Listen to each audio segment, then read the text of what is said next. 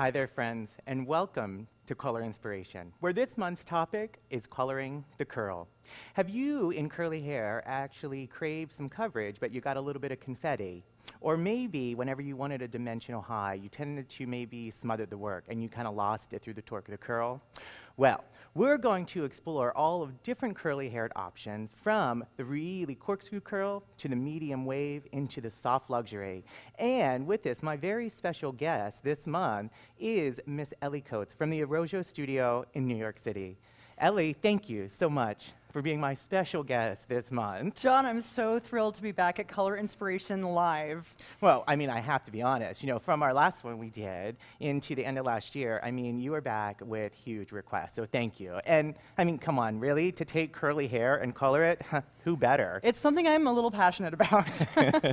Well, and as you should be, because, I mean, I know that every single day as you color, I know that you're such a brilliant, talented colorist, and you speak to it in a whole other manner. And what I love about it is your approach, because I really feel that coloring curl is completely special. You know, all canvases are, but I think curly hair has its own little special niche by itself. Yeah? Absolutely.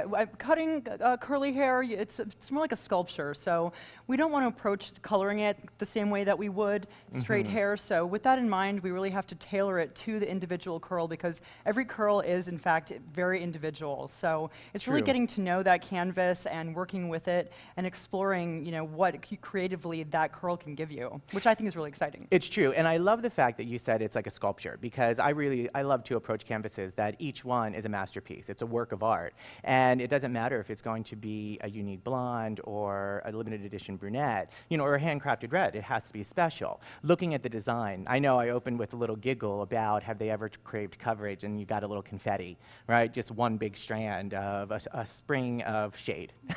Yay! Look a little wormy. A little wormy. So with this, tell me, in New York City, I know that where the Arrojo Studio is located, you really see the mix of everyone. And tell me, I know Definitely. curly hair is back in a huge way. Curly hair is back in a major way. I mean, New York City is a very diverse place. We see a lot of different textures of hair. So curly hair definitely being a major one, but not only just in natural curl, but we're really getting away from those pin straight blowouts and texture services, and we're seeing clients really craving the wave. They crave the wave. So we're giving it to them in sets. We're giving it to them also in new texture services that offer that beachy look into something that's even a little tighter. But I mean, it's huge. It's a huge trend, and we as colorists need to take that trend and we need to figure out how we're going to color it to please our clients. It's true, and I really feel that with curly hair, you take what is traditional of application, and sometimes if you go in just with a standard, let's say, full highlight design, sometimes it can look a little stripy first, or I think that throughout the middle torque and the ends, it gets lost. It can shatter the curl pattern, definitely. Instead of making it look luxurious and bundly, it can make it look a little bit spread apart and maybe a little bit shocked. Like the curl looks shocked, even though the texture's fine. Visually, we've created something undesirable. Exactly, and I think the client experience a lot of times in that situation feels that it has a negative connotation to what is the color, because they feel that it's a little bit damaged or dehydrated. Yes, in which case it might not be, but visually we're seeing something else. That's right. You know, and let's talk a little bit tonight, because not only do I know you have lots of great tricks to share this eve about technique, but also let's talk about the tools that we're going to focus on.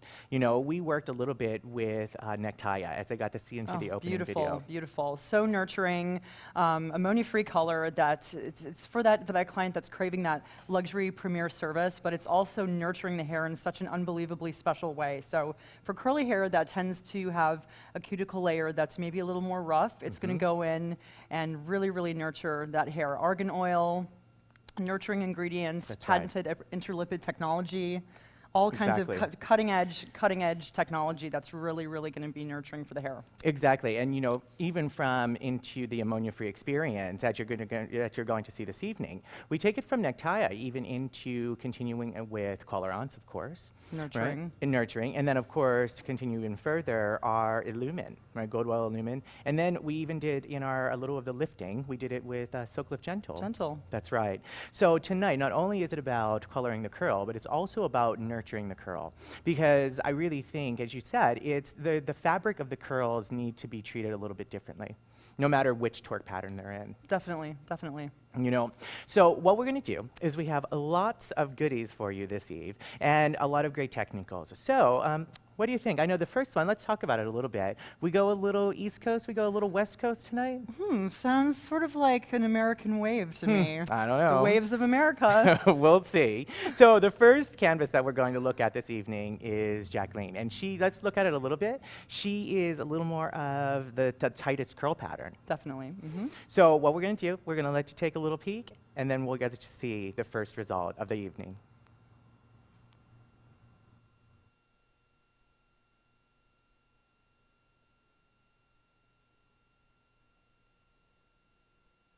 Okay, so we're here with Jacqueline. Ellie, tell me what's first. Well, first things first, John, we're going to start in the back. First, just taking a diagonal parting from the front. And we're going to lay in some really heavy lows and some really, really fine radiant lights. Just beginning at the crown, just parting it off. We're going to start with our light, so taking a really nice, clean section, taking out a subsection. That's going to act as a little bit of a boundary for us so we don't dig too deep, because we are keeping these micro fine with our highs. So you can really, really see through the hair. And this is just going to help to add a lot of light reflection. We're not looking to make her necessarily lighter, but we're looking to see some variation through her curly texture. So we're going to keep our highs really, really fine. That's going to create that light reflection and radiance. And you're working that then scalp to end, the fine. Correct.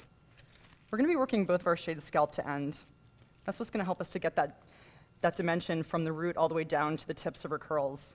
So then taking out a fairly good-sized subsection in between, because we are going to be putting in a background color, and that's just as integral to the overall color as the foils. So the next one we do is going to be a little bit different. Going in pretty heavy with our highs, we're just going to take a triangular section, and it's almost like we're just taking one individual curl. I find with curly hair, if we go in too fine with our lowlights, it tends to disappear, and we're looking to enhance her texture, right, and as opposed to diffuse it. Because sometimes I think curly hair becomes smothered. Exactly. So really, really heavy. And we're working with something that's darker, so we don't have to worry about getting it as close to the scalp, because it's just going to be adding in and mixing in with her backdrop color. So now, are you going to be alternating all the way on the diagonal? Correct. So light and then dark, and really just reading the curl. So in this case, we might be a little bit higher to the right-hand side, but as I work down and find where her curls are, I may change that up. It really just depends on what you see as you're doing it. You have to approach curly hair a little more organically, I think, and really work with what you see, as opposed to going in with something that's too heavily technique-based. Right. So taking still a straight subsection here, and then coming in with our high, giving ourselves a boundary so we don't dig too deep, and then just coming in with those really microfine pieces, leaving a lot of space in between. I think an important aspect of coloring curly hair as well is creating space. So just getting our foil in nice and tight, coming in with our light. And you're going to continue down until about the occipital? About the occipital, correct. And then I'm going to come down and do the exact same thing on the other side, Okay. and then we'll move into the front. All right, perfect. Well, I'm going to let you have at it, and then we'll see what happens next. Great. Okay, so you finished the wrap of the back, gorgeous. Now, what do we do as we move to the front? Well, starting off the initial parting that we used for the back, we're going to go in with another small slice, just to establish a boundary for ourselves when we're working with our highs, just so we don't take too much hair. So just picking up that small slice so we can see through it, creating a little bit of transparency, taking those really ultra, ultra fine weaves. We're going to keep the same weight consistent with our highs and lows through the front, but as we move a little bit closer to the front, we're going to drop out our low and keep our highs a little bit tighter together just to create some brightness and radiance through the front. Oh, that's great. So it naturally is what would happen to curly hair. Yes. Right? The light that gradiates into the deeper back. Exactly. We're mimicking that. So you're not necessarily changing the pattern. You're just you're just dropping the low into the finer slice. Exactly. Awesome. Keeping it lighter towards the front. So still going in with the same type of sectioning that we used for our low in the back, taking a strong subsection in between because her background color is going to be a part of the final look. It's dimensional color, so we have to take that into consideration as well. And then just coming in, and we're going to take a small triangle shaped section. That can be heavier. We're working with our low. And that's just going to create, we're almost picking out individual curls. So you can start to visualize when the look is complete, we're going to have those really small, radiant, lighter pieces twisting through with these darker, heavier, more dramatic pieces. Wonderful. So you're going to continue to wrap, right, moving all the way towards the front hairline then. Working towards the front hairline. And you're going to do the same thing on the opposite side. Same exact thing. All right, right on. Well, I'm going to let you just wrap it up, all right, and then we'll see what's next. Fabulous. Okay, so Ellie, you just completed the wrap, and perfect diagonal, moving towards the face, but also you did a little work in the interior, yeah, north towards the ear. Right, that's where a lot of her length is. That's perfect, perfect. Well, what's next? You've done the design, you've done your wrap. Where do we go from here? Now it's time to put in our background color. And one of the reasons why I started from the top down with my foil application was so everything was just neatly pushed forward and allows me to go in directly into the back and start my base color application. Tricky. So just splitting everything apart and starting just to tap in my background color, feathering it through some of these areas where we have a little bit of banding. But we're going to go in later with a little bit of a color balance. Just to tie everything together. Exactly. Same tonal family, but just to shine it up and clean up any inconsistencies in her lengths. Great. So you're going to work from ground up, and you're going to go in between and tap in the background in between each foil? Exactly. Working towards the front, starting the back, working towards the front, and then I'm going to go in between each foil. All right, that's perfect. We'll wrap it all and tie it together with the colorants. I know everyone's excited of what is the final result. So excited. All right, you ready, guys? So, Ellie, I know they are waiting for it. What do you think? Should we see it? I think we should give it to them. All right, and boom. Absolutely gorgeous. Look at this. Stunning. Stunning. Tell me, I just want to show just a little bit, but tell me, into the look of it, into a canvas every single day, shine, luxury, and just a little bit, Jacqueline. You can see that it's just beautiful, sophisticated color, delicious. Yeah, I mean, we approach this classically with our application, but it's really the way that we used different weights of the actual weaves and taking those larger triangular flashes of color to create the low light. It really creates the illusion of light reflection as opposed to just your typical highlight. And that's what makes it unique and different. And it doesn't have to be a technique that you have to take so much time mastering. This is something you could fit into your daily repertoire of foil applications simply by changing the weight of the weaves that you use, using the tiniest of transparent set-apart weaves for your lightest light, and then just using a color flash, that triangular large parting section off of your classic parting to create that really, really dark, rich shade. So, I mean, it's really nothing that different than what you're probably doing all the time, but we're actually thinking about it as we're applying. What is this color going to look like? What am I doing with my dark, and what am I doing with my light? We don't want to be on autopilot and just start firing our foils in. We're thinking about what the dark is going to do, what the light is going to do, and how they're going to intermingle and play with one another. You know, and what I love is it's a traditional with a twist. It's exactly what it is. And putting it where the color really should live, you know, on whichever canvas you're creating, I think is, you know, it's utmost essential.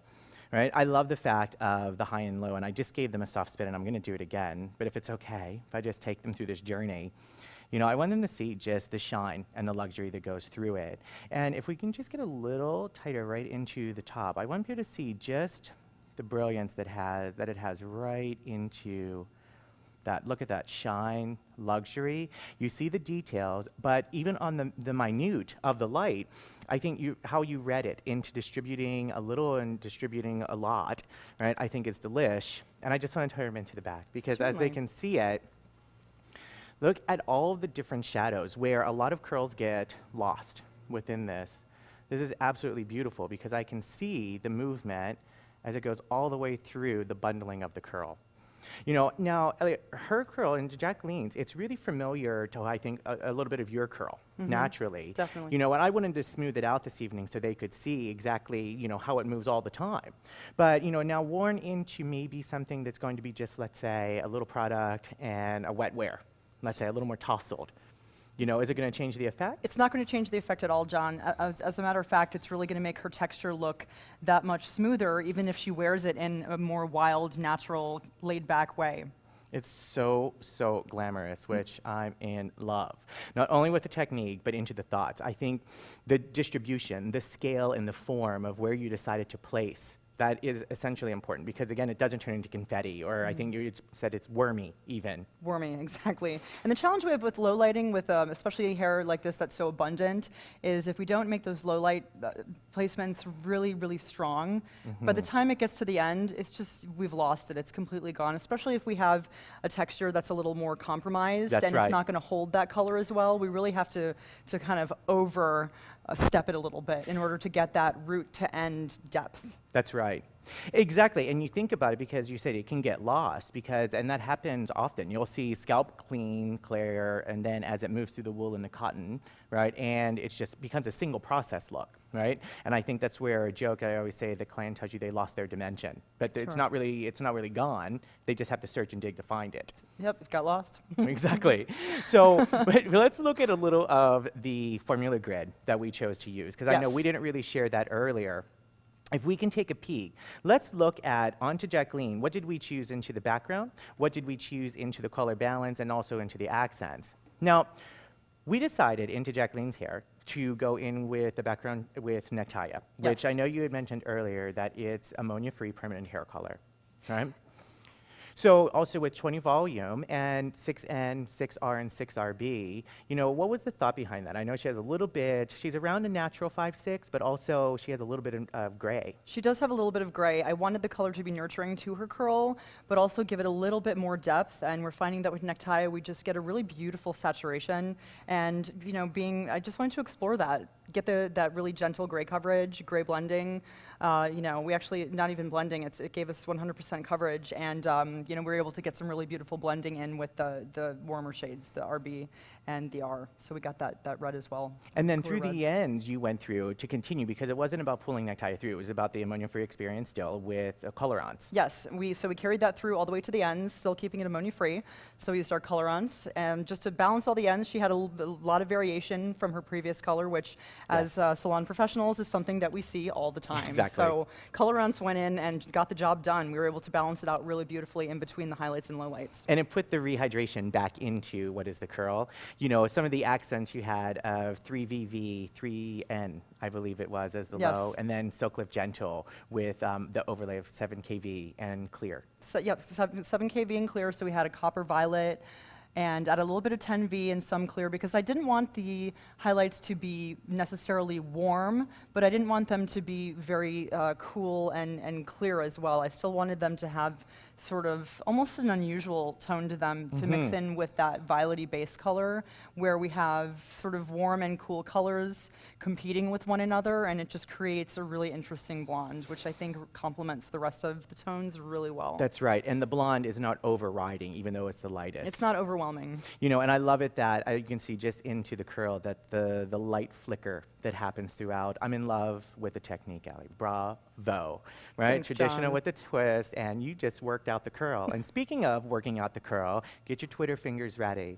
Because what we're going to do is the first hashtag of the evening is hashtag work the curl. WERK, the curl.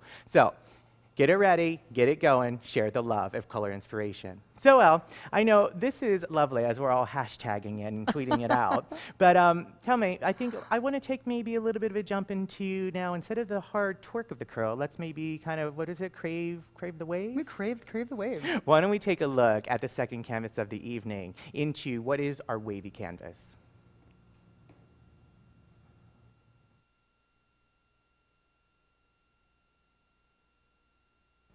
Okay, so Alec, we're here with Alec, our medium wave. Tell me, how are we going to turn this out? Well, we're going to start at the crown area, but we're going to be working towards his face, starting out really, really gradually in the back and working a little bit more heavily, building it up more towards the front. So just starting with a really, really small corner section, corner parting. Not on the short hair, but right into the wave. Right into the wave, exactly. So just clipping that out of the way so we have this as a sort of drop over, and then coming in super, super fine. And this is when we're going to, again, working with the wave, we want to sort of alternate the weight that we use for our weaves, so we can go in a little bit more ribbony, a little bit more fine. We really just want to create that variation because we are, in this case, using only one shade for now. So by splitting it through that center and the soft diagonal, now you're just going to continue with soft weave with just a soft, reading the wave in between? Reading the wave. So we're going to do some that are a little bit softer and Okay. some that are a little bit wider. But what we're doing is we're working from that small corner down and gradually into a heavier section as we get into the areas where his hair is a little bit thicker and more abundant. Okay. So just following the wave. In this case, we're going to go a little bit more ribbony. And this is just going to create that dimension of variation that occurs naturally in his hair.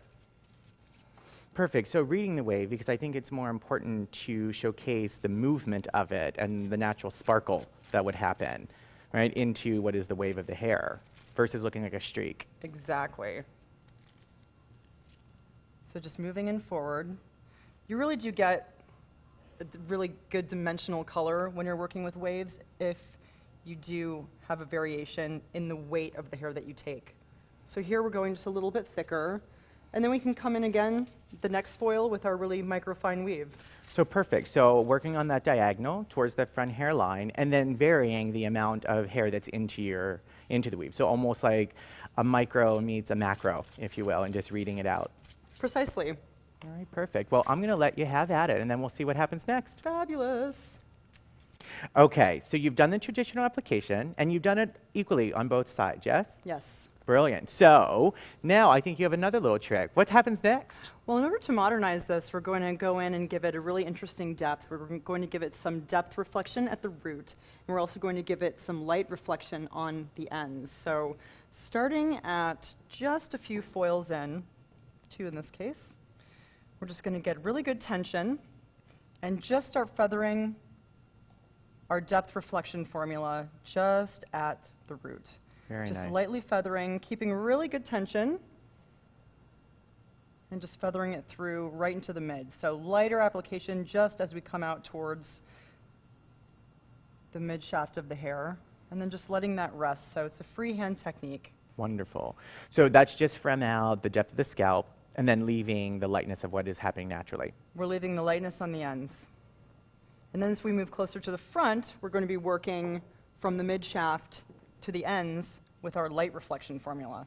So perfect. So you've already introduced in the foil, you've started to lift just a bit to create what I guess would technically be the mid shading. Mid shading. So now that shadow, I think this is going to be brilliant because into the depth of the wave, this gives that great light support, right? That it just is going to allow everything to radiate.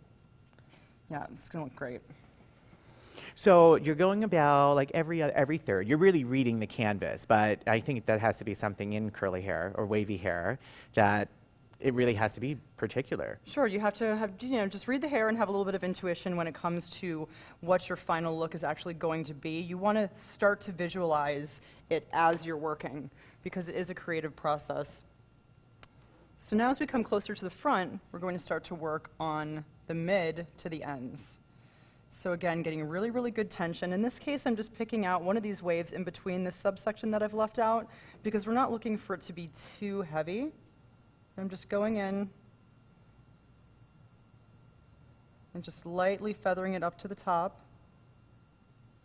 And then I'm going to bring it through to my ends and just using the back of my hand as a surface on which to hold the color through. Lovely. So it's really, you're saturating it, but it doesn't have to be just a heavy saturation. I'm just introducing light now. Just introducing light. Okay. And as we move through, that can just rest there. My hands are clean, and then I can push this forward and move on to my next piece. So you're going to continue with the light painting, yes? Yes. Just coming in, really nice tension, and just lightly feathering it up. So it's really just a seamless transition from his natural hair into the ends, and then pulling it through the bottom, so we have full saturation. It's perfect. And then are you going to do one more around the face, or is Yes, one more around the face? just one more. So clipping that up, my hands are nice and clean, so I'm not disturbing any of the hair that I don't want lightened up. Yeah, I love that technique. It's such a great trick.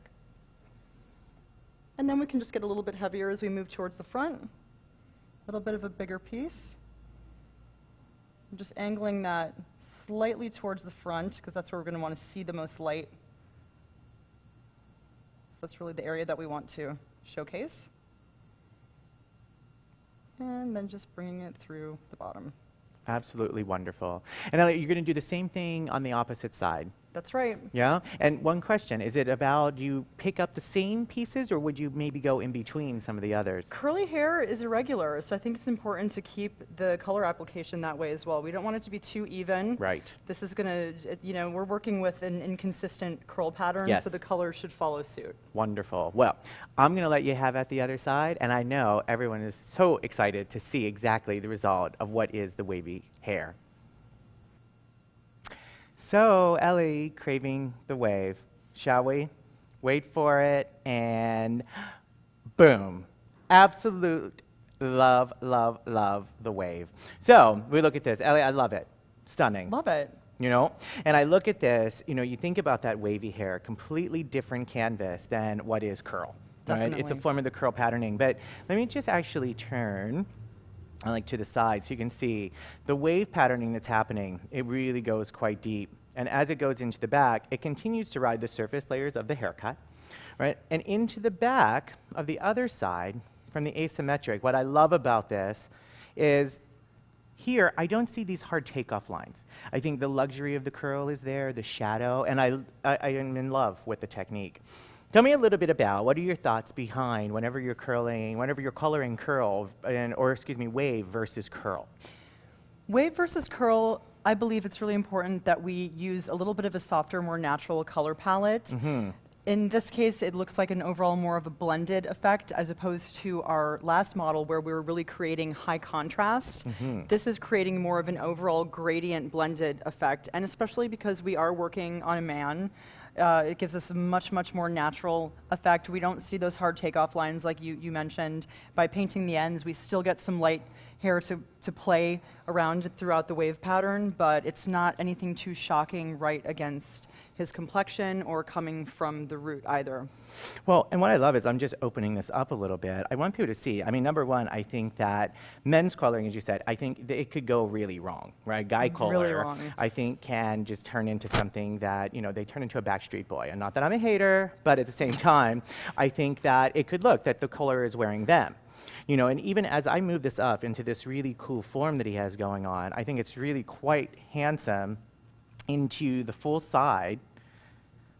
Right? Lovely, right? How it just opens up. It's cool. It's great, yeah. The mid shade was actually what we had in the foil, which is our middle shade. We used our deepest shade as a shadow just at the root about every other packet, and then dropping that out as we got closer to the front. We did put our mid shade all the way down to the scalp, but we left out just the very, very front hairline, so it's more of a shadow behind his natural hair as opposed to coming straight out from his hairline. So we see it peeking through his natural hair, which gives it that light reflection without the look of streakiness. You know, and it's very, very cool because, right, you don't see the takeoff line. It doesn't turn into something hard and contrived. And also, I love the trick that you went in and you did a little shadowing to it, right? So shadowing the base, you know, whenever you approach that, I think the wave versus the torque is going to give you the ridge, right, of the high into the depth of the low. Precisely. So you can't think about light, skip a space, dark, right? Because I think your shadow was about every other, every third? Yes, it was. Dropping it out when we got a little bit closer to the front. But the thing with wavy hair is it's inconsistent. That's so right. why should our color be consistent? We have to work along with the inconsistencies of the curl. We went in with some small weaves with our mid shade, same shade, but changed up the weight and the width of the weaves. So some were very, very small and spaced apart. Others were more ribbony and closer together. And that gives us that overall detailing of an inconsistent wavy texture. That's right, and I just want to showcase the back of this a little bit where you had started out, that I can see that there's no hard takeoff line from the shortness of the haircut. It then moves into the beautiful control that we're going to share the formulations in a minute, but you don't see again where it starts. So the color is not wearing him, and the light of it, even as I break it up and showcase some of the cool form. I think it's so beautiful because I know it's a special canvas because this is the first male canvas that I've ever shown on Color Inspiration. And I think that's really important, not only because it's the first anniversary today of Color Inspiration. So, I mean, why not show a guy, right? Why not? Why not? I love sharing this guy with you, Ellie. That's awesome. And with love this, it. it's really something special because Wavy Hair, I think, is one of the most unique canvases because you got to see Jacqueline that has really heavy torque and curl. You're going to see another canvas coming up that I don't want to give away. But waves, not only in men, but also in women, I think is the majority.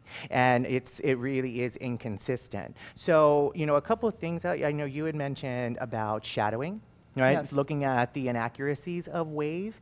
And just making sure, I'm going to have your head down just a little, like, just to see all of the beautiful movement that happens in the diffusion, because once again, you went into the diffuse zones towards the front, right? And you introduced the light. Correct. Painting on the ends, just in the front. So we really wanted it to graduate from his natural color and be completely seamless from the back into the front, where it just gradually gets lighter. So starting back through here and then just working it and building it lighter and lighter until we get to the front. So we have a dark to light graduation. Yep, beautiful. You know, let's take a look at the formulation grid as well, because I find it really interesting. Because into the accents of it, you did, what was the first? That was the medium shade, right? Yes, nectaya.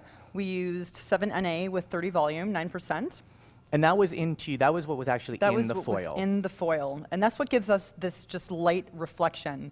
We can't really say, is it highlighted, is it not highlighted? We just see more of a tone-on-tone effect throughout the back, where it is meant to be a darker looking effect, which is what keeps it looking natural. That's right. And I like the fact even of saying accents and details versus highs and lows all the time, because that's really what you want to see. Well, as colorists, we have to think about things differently. That's right. And you know, how does it actually flicker through the hair? Because it's mimicking what would happen naturally, even if you're using an avant-garde shade. Sorry, and then into the secondary, your shadow, that was Illumin AN at 5, the ash neutral. Yes, yes, new Illumin shade. It just gave us this beautiful shadow in between in a very irregular way. But again, when you look at the overall, we're not picking it apart and saying, look at this highlight, look at this low. We're looking at it as one cohesive piece, and you can really see the backdrop that gives the overall shade. And it just gives it that bit of coolness, which especially on a man and someone who naturally has ashy hair is just giving us something very, very natural for those higher highs to sit on top of. Sure. And you had mentioned earlier, I believe, into Jacqueline, that we went in with Silk Lift Gentle, not only because of the ammonia-free, but sometimes when you're working on that wavy hair, you don't necessarily have to go in with something that is a high-lift ammonia product. No. Right? We were working over a natural canvas, so of course it was easy. I think oftentimes as well as people would, when they're craving something light, they sometimes target white. Yes. Right? So they overshoot it. So this is a beautiful gradation into your Lumen overlay. Our Lumen overlay, we did NB at 10, just to clean it up and give it, take the rawness that we might get from any time we use a lightener. Not necessarily that we were lifting it up to white, but just to refine the overall tonality. And I think it looks great. It's really, really handsome. And I think the technique, you know, for not only a gentleman, but also if you're going to work this into a female canvas, it's great. You know, and I look at it, I think the technique itself, right, number one, is super time efficient, because I would consider this, if you had to, what would be maybe a partial highlight. Definitely. Right? A partial highlight with a little hair painting. Yeah. Partial highlight. And then also, I think, how long into processing I look at as they're working into, they have nectaya and they also have silk lift. So would you go for traditional timing? I would follow the processing. It's a great thing to point out. The timing, I would go for the processing of your silk lift. And because that's something that was processing in the open air, we know that the nectaya gets there in its allotted time. Once we visually process our silk lift and it's to the amount of lightness that we're looking for, visually we can check it. It's not restricted by the foil, so when it gets the lightness that you are looking for, then that's when it's done. So it's really up to you creatively as an artist to determine how far you want it to go. Exactly, and your silk lift was also one of the last pieces added to the puzzle. Yes. So by watching that, and then also if you needed a 10 or 20 or 30 volume, I think if we had to approximate, it could all fall under a 30-minute window. I would imagine, right? Definitely. I don't think anything is going to start going further than that. No, very salon friendly. Yeah? All right, perfect. Well, guys, I hope that you're enjoying coloring the curl, because this is only part 2 of our canvases this evening. I know we have another, and we spoke about earlier with Jacqueline that it was a little bit more of like that East Coast kind of textured curl. And what happens now as we move from the wave and ride it all the way out to something into the West Coast? Huh? We're riding the wave to the West Coast. I like it. So with this, why don't we take a look at our third canvas of the evening? And this is Jema.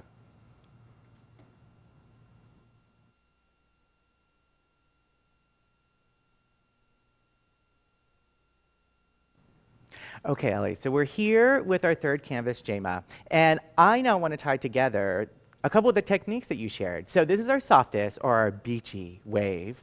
What I'm going to do is I'm going to start out on the underneath, and I'm going to take in diagonal sections first. I'm going to integrate the hair painting that you've done. What I love about that is it allows you to really contour the curl, working from the high to the low occipital. Reading the hair, once again, I'm starting in the lowest point. I'm going to come through, working with the brush, keeping the tension, as Elliot said earlier, and I'm going to apply throughout the mid. I'm just going to flip the brush and gradually diffuse it so I have a seamless takeoff line. Using the brilliant trick, working along the ends, applying to the back of your hand. Again, as Ellie mentioned, it's going to allow you paint-free fingertips. Moving along, I'm going to continue, and I'm just at random pulling about 1/2 inch to 1 inch sections because I want this, as the beachy wave look is going to take over, I want to see the contour and the seamless light movement along the curl. Working through, saturating the ends. I'm going to take one more piece right at the high tips. Working on the curves of the head, I think, is really beautiful because it's going to allow full movement. And as I build up on the diagonal, it's going to allow me to have the perfect fall of the hair. And just a little more and saturating those tips. Now, since it's more of a dry brush technique, the underneath is dry. And in between, I'm just going to place a little plastic film. Just so it allows me a heat processing zone, but also it separates it from the hair that's going to fall on top. Working my way up, I'm going to take the next, but I'm going to tie together in a really fine slice. I'm going to tie together more now of a traditional foil, but using the art of diffusion. So I'm going to place the first foil, and again, working from that diagonal liftoff, introducing more of a middle shade. So I'm going to saturate those, the middle of the shaft, horizontally. And now flipping the brush vertically, I'm going to diffuse high to low, and then also moving down, but we're working on this diagonal. Bringing together another foil, because I'm going to work this as a compact design. Working through the ends, I don't want to fold this, because at this point what I'm going to do, tie together one more. I'm introducing my lightest, saturating those ends. And now in the same, let's harmoniously diffuse the two shades together using the vertical flat of the brush. Whenever the curl takes over, it'll have that natural kind of worn, beachy, sun-kissed illusion, and it'll really gradiate from the deep to the medium to the light. So I'm going to move up. Let's continue through. Now, once again, introducing the hair painting. I'm going to do this working all the way into about the parietal ridge. And again, taking a larger section this time as I move into the interior depth of the hair.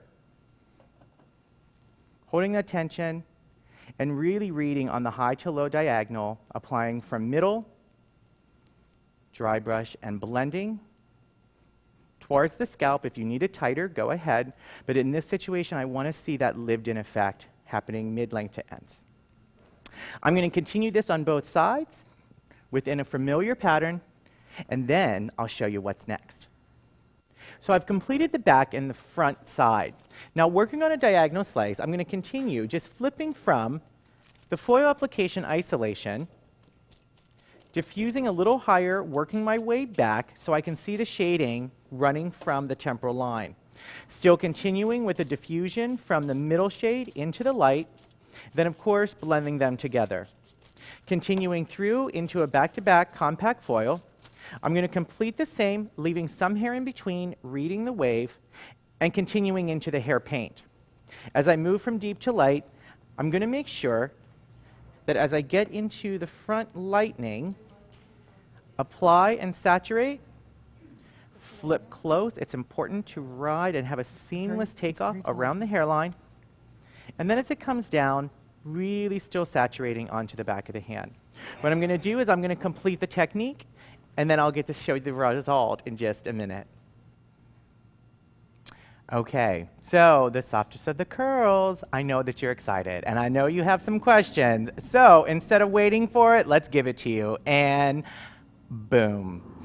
Absolute gorgeous luxury. You think about in hair painting, I know the West Coast feel. I love it. I love taking your techniques of the traditional placement and moving it into beautiful hair painting. It's absolutely stunning.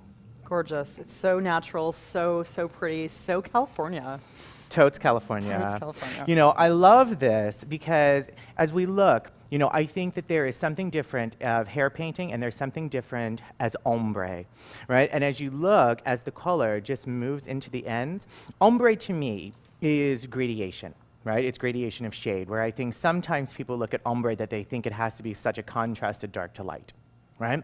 So by taking your techniques and doing the hair painting through, you can see that the light just really rides right along the face. It has that kind of, that very sexy runway effect to it, but it's also very real life. A time-efficient technique that from the traditional, whenever we had the compact, working the mid-shade into the ends, as well as working the light of the freeform hair paint, it allows me to isolate over everything. And I think it's just really something special how it all gradiates together. Well, the hair painting is very blended and smooth, and it just flawlessly and seamlessly comes down from her natural color. But by putting some of the foil in, it really creates just a little bit of that stronger definition. That's right. But it's still so soft. You can see those individual pieces of lighter hair, but it just blends so seamlessly. Thank you. It's because you gave me the advanced class. So with this, this is something I want to just share into the back and the ends. You can see that the color just melts all the way through. It has the natural depth to it and down just a touch. As the hair moves, it goes right from the deep into the light. Where you don't see hard panels taking off, you can see that it creates sophistication, lights, mediums, and darks all the way through. Now, as you comb through it, I want you to see that I think one of the most special things about hair painting is that you don't want to see any hard line through it. So there, the light form as it moves, and I'm going to just turn just a little bit. We'll do the same thing on the opposite. I see the color just coming together. Beautiful. As it moves into the front, same thing around the face. Building diagonally, I can see that the color is moving from the depth higher towards the face, and as it gets right into the front, it allows me to showcase what is so special. And just put your head down just a little for me, love. The lightness that's here, I think really gorgeous, and back, delicious. So she has the light around the face, it moves, it travels. If you wanted to take it a little further, you crave more light, do it. But I think for that softer curl or that beachy wave, it's one of the most perfect ways to do it. It's so elegant. Oh, thank you. And this is something I think that hair painting, I know there are a couple different ways. You know, I love and I've really embraced the back of the hand trick because it's keeping the fingers free. It's allowing you to move into the next section without doing fingerprint color. Right? So that's really lovely. And I know sometimes people have, you know, what is the difference between balayage? What is the difference between hair paint, between ombre? What should I use? Cotton? Should I use thermal film? You know, my favorite is by using the thermal films. You know, I mean, cotton separates it. You know, if you're wearing in really textured hair, like short and long layers together, the erratics. But the plastic film allows you to keep that heat source. Yes, it's very important, especially in a freehand type of technique like that. If you were to process in the open air, you would not get the lift that you crave. That's right. You know, and again, I know in the last set, you had spoke about really just kind of watching the silk lift. And this is something through the plastic film, it allows you to do the same thing. That's the difference between using cotton or covering it in foil.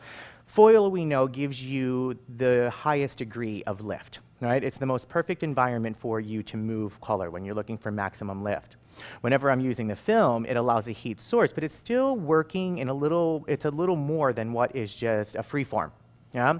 And I can also see where do I need to go. If I need to open that back up, perfect. Sometimes I know that into plastic film, the trickiness of it, sometimes people feel that it crumbles together, right? That it becomes hard. If you work it just right off, one of my favorites are to use it that it's just the tear sheet by itself. As soon as you tear it out, you place it right down, right? You go from top to bottom and you're good. It really is simple, but I think it's just like anything that if you're not accustomed to working with it, you just have to really become comfortable, and it's that easy. Don't make it some labor-intensive crazy thing. Practice it and master it. Yeah, exactly, right? It's conquering it versus going back to your old entire, your favorite little tricks, and that's okay. But I think to really take the combination of the traditional foil as well as take it into hair paint, this allows you to, because in some marketplaces, I know in New York City, hair painting and ombre has been around for a long time. Long time, yes. And I know in some cities, it's just starting to hit, and that's okay. But hair painting, I think, is something different than what is the classic ombre thought, but it is really, truly what is ombre of gradation of shade, from your deep to your medium and your light, and it's really kind of giving you what is beauty. So here, by taking this and placing the traditional foil, it's a great way to thread together a new technique and a new concept into how do you actually approach it, right? And it also takes a fear away. There was nothing messy. I wasn't back cushioning, which is not a bad thing, but it gives me a little more control up to where I want to see the light. Definitely, definitely. And by getting the foil all the way down to the scalp as well, it gives us that polished, more of a salon-friendly look. We still want to see that sophistication where we bring the color all the way up to the root in places, just to make it look finished and like a salon caliber color. That's right. This is something that they can't ever try to replicate at home, and it's more than just a streak. It really is sophisticated hair color. Right? So guys, I hope that you're enjoying it. And I want to take a look at the formulation grid for JMA. And with this, you can see that this was done into two different decolorizers. The first being into Silk Lift Gentle and 30 Volume, because I wanted high lift and control, but again, I'm working on a natural light canvas, a canvas that teeters on the darker side of a 7 more, so I formulated it for a 6. Okay? So I wanted to move through, but again, I wanted light, not white.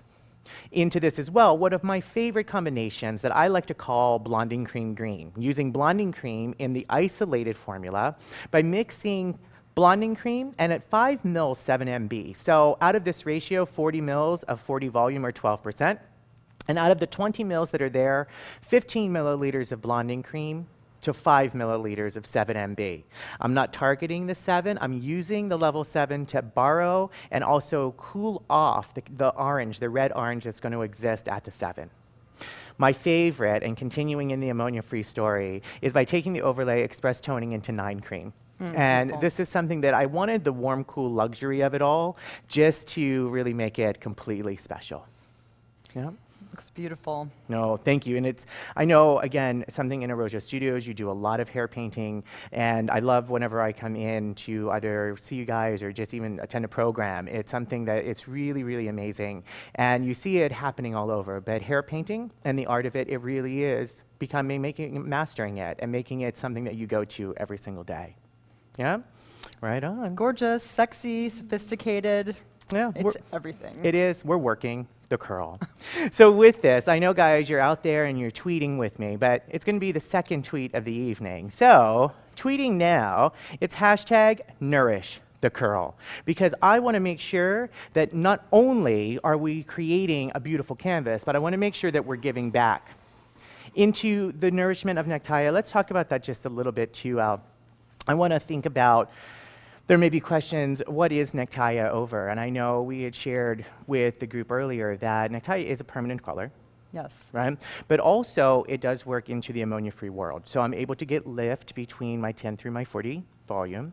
So up to 3 levels of lift, which is amazing. Now you working with nectaya, tell me some of your thoughts of it. And it's because I'm not trying to compare it to Top Chic. It's a completely different tool. Completely different. It's definitely for a niche clientele who's looking to live that more green, natural lifestyle, which now it's huge. I mean, it's a huge thing. Everyone's into that. So certainly appropriate for the environmentally conscious. We have some clients who are perhaps pregnant or looking to get pregnant. It's something that they're very interested in. Sure. And overall, just for a color that's going to give you the performance of an oxidative hair color, but without the ammonia. And who doesn't love that? That's a exactly nourishing, right. protective hair color that gives you all of the benefits of an ammonia-free color, but still allows you to lift up to 3 levels. It's Yes. like amazing. Well, exactly, and I think that there are lots of salons, there are lots of people that want the option to take it there, and it is a premium servicing. Because, again, it's not trying to say anything different, that it's better than, or it's just a completely different tool than what is our Top Chic family. So I get the lift, I get coverage and saturation, as well as I have a fashion palette, a control palette, and a warm palette. So if you haven't checked it out, I really encourage you to do it. And I think tonight what was really special, looking at the fabrics of the canvases, because this is something that in our overlays we used a lot of colorants. Yes. Right? As well as we did our balancing service, and we even introduced Illumin, but we have that. So we wanted to do it not necessarily just because of the ammonia-free experience, but also it treats the fabric that we're putting it on. Yes, yes, yes. Curly hair, the cuticle tends to be a bit rougher from time to time, so why wouldn't we Sure. pull out the most nourishing tools that we have? It's Well, a no-brainer. exactly. Right. And also, I think those that in curly hair that are starting to embrace it once again, that maybe they had one of the straightening treatments, and now they have maybe mid-ends that are a little straighter than, that we're trying to rehydrate that curl, right? Or trying to get it back from those straightening treatments and work into the middle. I think this is also another way to do it, because it allows us to have clarity within the color, and also you have the durability. Yeah? So we're not taking anything away, which I really think is quite fabulous. And tell me, into an average salon day, right? Yes. Into an average salon day, what would you think into combinations of curly canvases that your whole team would color? I mean, is it something that, is it as a now a major, is it a minor? I don't even think I would be able to count it. I think a large portion of our clientele has some type of texture that we need to look at a little bit creatively and a little bit differently in order to get the most out of their overall color service. And as I mentioned before, as we're getting away from those really, really straight blowouts and straight chemical services, we're starting to work in waving services, and clients are That's right. craving, whether it's a chemical wave service or even just a set. We're seeing a lot more of styling that really incorporates wavy texture. That's right. And event specialty styling where everyone wants these waves. And so we need to really know how to conquer each type of wave, whether it's the loose, billowy, bouncing, bundly wave, or it's those tight corkscrews. They're all true. very different, and we can't approach them the same. No. And I look at what is that natural experience, because I think now it's a majority of people, but also this new group, this new millennium baby youth. They've not had perms, they've not had waves, they've only known straightening their hair. So as they've now embraced these really beautiful erratic styles, or just as you said, either bundled or corkscrewed or even soft beach, how does it actually move? And by showcasing and allowing each and every torque to be completely its own masterpiece, I think is what we have to look at. And tonight, Ellie, I really thank you so much, because I think that the techniques, and I know you guys really can agree, that the techniques that we approached, it wasn't something that was making it too complicated. It's something about just thinking, reading, adding a little. From the first canvas with Jacqueline that you went through and did some of the triangular sections for the lows, to the micro and macro slices of the highs. It's just reading it out. All very usable. Exactly. And, tell me too, do you feel that that's going to even give you even more than if you were to do a light skip a space, dark skip a space kind of routine? Because it's going to individualize it, right? Definitely, definitely. I mean, you can't just go light, dark, light, dark. We're sometimes putting more dark next to one another and then building that light up into the front. So, I call it going on autopilot. That's right. Really thinking about everything you're doing, and with the irregularities that we see in curly and wavy hair, you may have hit one part of the hair that's much curlier than the other. It might be really, really tight curls underneath and much looser on top. That's going to affect your color placement. So you have to be thinking about it, have a plan, know how you're going to tackle it before you start firing in the foils. That's right. Exactly. And looking at really if it's a combination between maybe they have a little something curlier in the back and maybe it's something of a softer wave in the front, treating them completely individualized, because if you follow into the same routine, back to this autopilot that Ellie's speaking to, it's never going to be the look that you want, right? You've you're craving coverage, but again, you might just get confetti where you really are not celebrating any party at all. Every curl is an individual. Exactly. You know, when I look at this, and I just love into education, and I know it's something both of us really are passionate about. You know, coming up, I want to share with you just a little bit about what's coming up into the Goldwell Academies. And a lot of you have already attended, as I got to see you here, but also coming up into the next few months, we're going to be looking at both at the Goldwell and KMS California Academy, both in Baltimore and Santa Monica. Some, of course, not only the Master Colorist, but My Perfect Finish, and of course, the KMS IQ Cutting Method.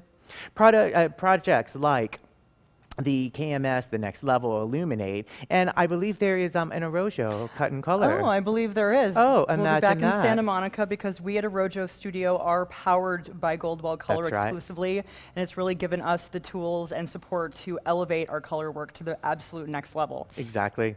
You know, and I love that is, again, I love as we get to work together, as you are powered by Goldwell, I love the creativity and education coming together. You know, and this is something into New York City. This is a special program of mine, Ellie, and I think that I've got to see you a couple times whenever I'm there. You know, looking at what is the inspiration program, which we're going to see in a second, but from the freeform hair painting, taking it, if that's something you want to actually go through, this is a program with Demetrius Chimas, the freeform hair painting, and it's amazing because it helps you master, I think, the saturation and maybe some of the different options like maybe isolation and also using a lot of the plastic film. Inspiration NYC, which is coming up. There's also Inspiration LAX, but the next one on June 9th and 10th, it's actually hosted out of the Arrojo studio in New York. And this is something where I say it's the most raw me. So I always think about, it's very loud in my head, right? So with this is allowing me to really share with you some of the ways that I like to work and some of the things that I like to do. And also it allows you to now take inspiration into your own hands. It's like color inspiration live with you. So whenever I look at it, creating the most perfect masterpieces, I know, Ellie, you spoke about it, making every single piece of it a sculpture, right? An individualized work of art. And if you're going to create unique works of blonde, if you're going to create limited edition brunettes, or if you're going to create handcrafted reds to fit one-of-a-kind personalities, it's up to you. Color the curl, make it your own. And this is something I really, really encourage everyone to strive for perfection. And as you obtain it, start over. So there's always room to really grow and obtain more. So Ellie, let me ask, final thoughts, things? Just go and work those curls, girls. Work and guys. those curls. Work those curls because they can be totes amazing. And give you, what is it? The American The American wave. Guys, it is an absolute pleasure. I hope that you enjoyed coloring the curl. And I know coming up into next month, stay tuned because Color Inspiration is going to continue with a whole new lineup. I said it just really quick, and before I sign off, thank you so much because this really is the 1-year anniversary of Color Inspiration. So thank you all for making it a success. Thank you all so much to really go in there and log on and keep spreading the word because it's only going to go bigger and bolder from here. So guys, I hope that you're enjoying. Again, strive for perfection, and we'll see you next month if we don't see you somewhere sooner than. Thanks, guys.